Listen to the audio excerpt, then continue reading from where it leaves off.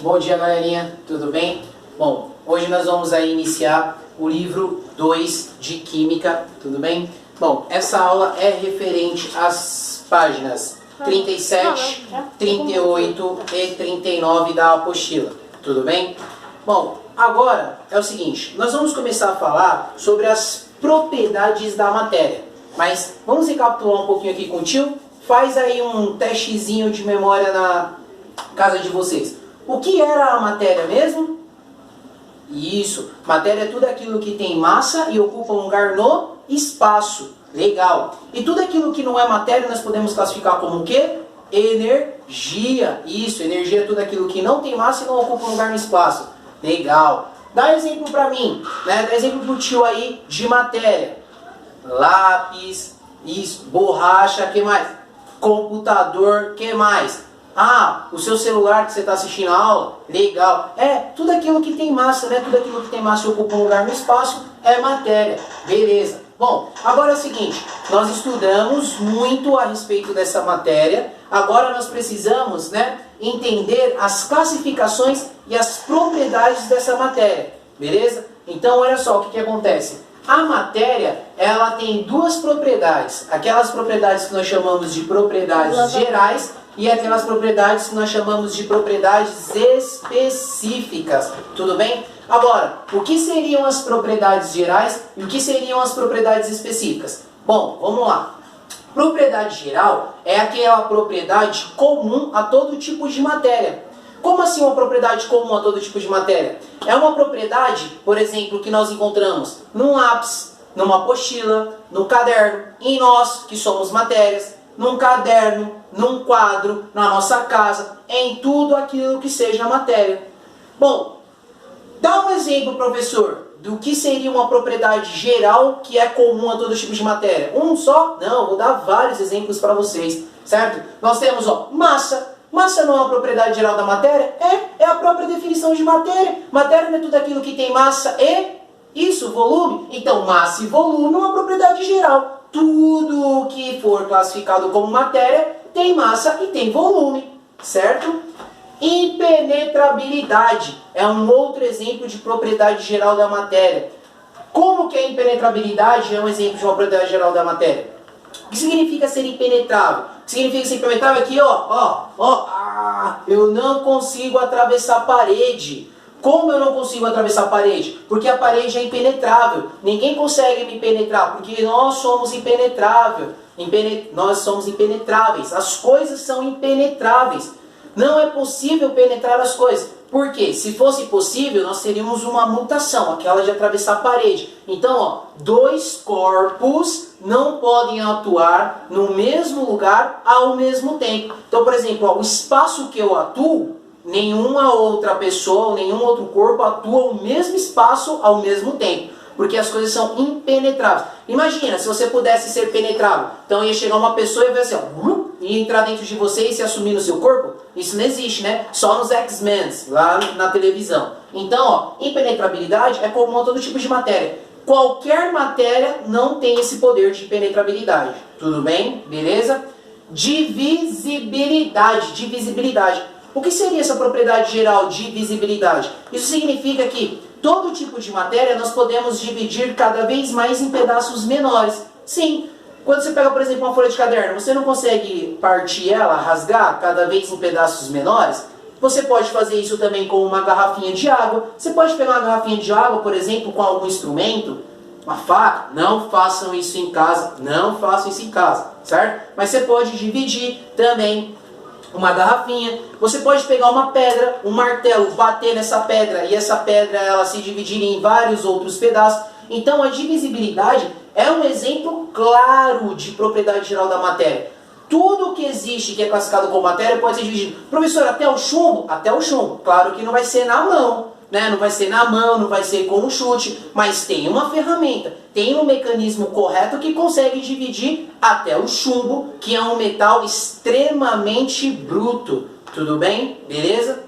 Bom, inércia. O que seria inércia? Inércia, ela foi determinada por um cientista que vocês já ouviram muito lá em física, Newton. Isso, inércia foi uma determinação de Newton em uma das suas 3 leis. O que significa inércia? Segundo Isaac Newton, inércia é assim, ó, todo o corpo, certo? Tende a permanecer em movimento se ele já estiver em movimento. Porém, tende a permanecer em repouso caso ele já esteja em repouso. Então, por exemplo, ó, eu estou em repouso agora. Eu vou permanecer em repouso porque este é o estado que eu estou. Até que uma força atue sobre o meu corpo. Se uma força atuar sobre o meu corpo, ó, chegar alguma coisa aqui e me empurrar, eu vou sair. Então assim, ó, agora, o que acontece? Se eu já estiver em movimento também, a tendência é que eu continue em movimento e não parar. Então, por exemplo, ó, se eu estou aqui, ó, em movimento, chegar alguma coisa e tentar me travar, qual é a tendência do meu corpo? Ir para frente, porque era a tendência do movimento que eu estava fazendo. Então, ó, a inércia é assim, ó, qualquer matéria sofre inércia. Se uma matéria já estiver andando, mesmo que atue uma força sobre ela, a tendência é ela continuar andando, certo? Se você já estiver em repouso, a tendência é ficar em repouso, mesmo que uma força atue sobre ela. Quer ver um exemplo clássico? Por que eles criaram os cintos de segurança? Que é justamente para deter essa questão da inércia. Papai ou mamãe tá lá dirigindo ó, no carrinho, certo? Tá a uma certa velocidade. De repente precisa pisar no freio bruscamente. Se precisa acionar o freio bruscamente, qual é a tendência do corpo? Ir para frente, não é? Essa é a tendência do corpo. Pode perguntar para o papai, pode perguntar para a mamãe que está aí assistindo do seu lado esse vídeo, certo? Se quando está num carro muito rápido e aciona o freio rapidamente, né, bruscamente, se a tendência do corpo não é ir para frente, a tendência é natural, por quê? Você estava em movimento, então o seu corpo tende a acompanhar aquele movimento. Aí, esse movimento era muito perigoso, por quê? Podia bater a cabeça no painel, no volante, no vidro, as pessoas que estavam no banco de trás podiam ser arremessadas. Então, por que nós criamos o cinto de segurança? Ao estar com o cinto de segurança, se o carro está em alta velocidade e de repente você precisa acionar o freio, por mais que o seu corpo tende a ir para frente para permanecer o movimento por inércia, o cinto de segurança está lá para fazer o quê? Você vai para frente, o cinto te puxa. Então ele bloqueia o efeito da inércia. Tudo bem? Beleza? Quer ver um outro exemplo? Eu dei um exemplo de movimento, vou dar um exemplo de repouso. Quem aí já andou de metrô? Eu tenho certeza que muitos aí já andaram de metrô. Quando o metrô chega, você entra e para lá no metrozinho, tá aqui bonitinho, não é isso? Bom, o que acontece? Você ficou em repouso. Quando o metrô dá aquele tranco para sair, você tende a dar aquele passinho para trás, porque você tende a permanecer na mesma posição e no repouso que você estava. Então aí é mais um exemplo clássico de inércia. Tudo bem, galera? Beleza? Bom, vamos lá. E aí, ó, aqui são exemplos de propriedades que são comuns a todo tipo de matéria. Essas propriedades gerais, por elas serem comuns a todo tipo de matéria, nós afirmamos que não é possível identificar uma matéria por uma propriedade geral. Porque se eu falar assim para vocês, ó, pessoal, acha alguma coisa que tenha mais ou menos 1 quilograma de massa de matéria. Não vai ficar difícil? Porque ó, faz uma lista de coisas que possa ter 1 quilograma.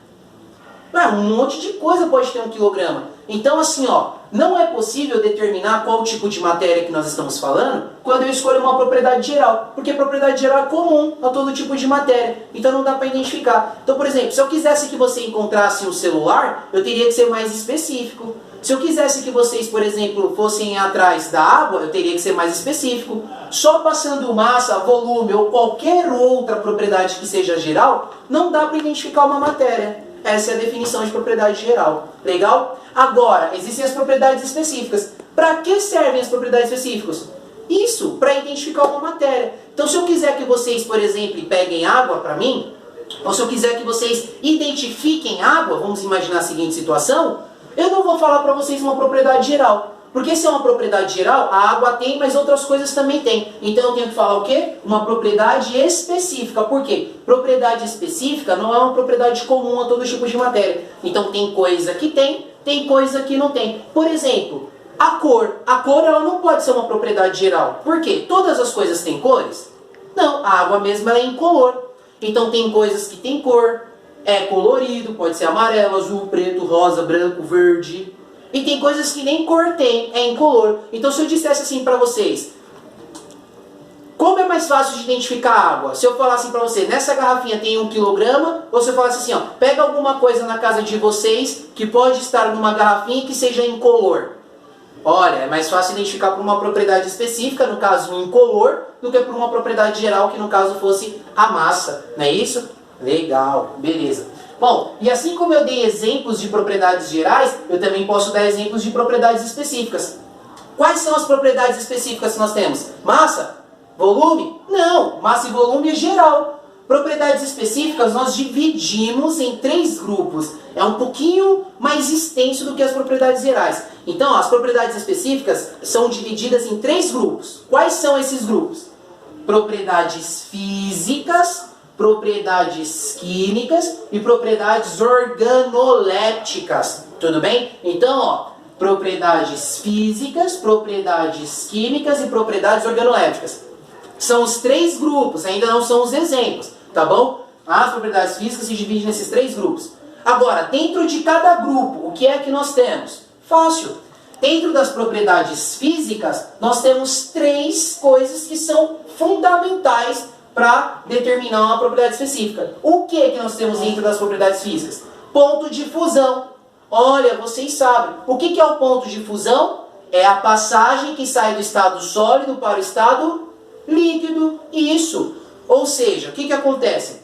Os pontos de fusão das substâncias são diferentes. Então, por exemplo, qual que é o ponto de fusão da água? 0. Lembra? 0. O outro, ponto de ebulição. Também é uma propriedade física que é uma propriedade específica. Vocês se lembram? Qual que é o ponto de ebulição, por exemplo, da água? 100. Então, por exemplo, se eu falasse assim para vocês, galerinha, vai aí na casa de vocês e pegue alguma coisa que tem um ponto de ebulição igual a 100 graus Celsius. Você vai pensar no celular? Não. Você vai pensar no caderno? Não. Logo você vai relacionar quem? Ponto de ebulição a 100 graus Celsius? Nosso tio Iago já falou várias vezes. É água. Então, através de uma propriedade específica, nós conseguimos identificar uma matéria. Beleza? Então, ó, pontos de fusão, pontos de ebulição e densidade. Densidade, o que significa densidade? Densidade, galerinha, nós representamos por essa fórmula aqui, ó. É essa fórmula, ó. Tá vendo? Ó? Densidade é igual M é massa. M é massa dividido por V, que é volume, ó, volume. Então, ó, densidade é massa dividido pelo volume. Densidade é a relação que existe entre a massa e o volume de uma matéria. Isso daqui serve para eu medir se as coisas podem afundar, se elas podem flutuar. Então vamos imaginar a seguinte situação. Faz uma comparação com a água. Aquilo que é mais denso, quando eu falo assim, ó, é mais denso que a água, é porque afunda. E se eu disser assim, ó, é menos denso que a água, é porque flutua.